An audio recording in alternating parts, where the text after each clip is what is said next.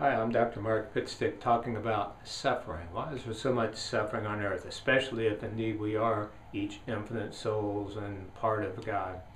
Why bother? Well, it's a great question. There are a lot of angles to it. One is that suffering helps build spiritual muscles. You know, if you go into a gym and you start curling a pencil, you're not going to get very much weight or muscle mass growth, are you? But if you're working with a 50-pound dumbbell, you will. Well, it's the same way with life. Those who go through the tough situations build a lot, build character, build spirit.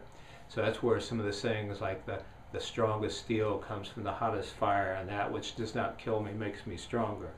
That's been recognized. Now, one of the nice things about suffering is there's a good deal of evidence that before a severe injury or before death, that the consciousness disengages from the body. I've spoken with a number of people who've been stabbed and shot, and they said it just felt like a punch, and after that they didn't feel anything.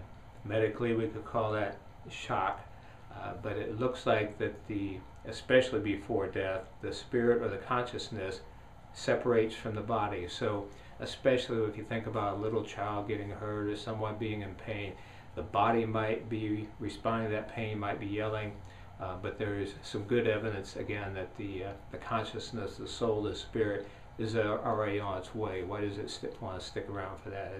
It's already off to the next chapter. Now, finally, realize that this is a free will universe. God is not a puppeteer, and we're not robots, so we have free will, and that's why we have the choice to make better or not so good decisions. I know in one of my favorite movies, Oh God, with George Burns as God, he was asked, why is there so much suffering? And he said, I don't create suffering, you do. I gave you the world and everything in it. Now it's up to you. And that's certainly true.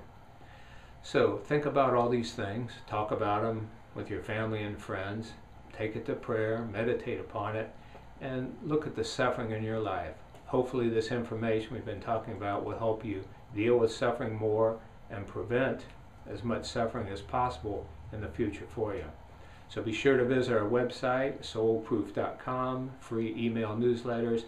Thank you for sharing this information with others, so more and more people can make more sense of what seems to be at times a senseless world.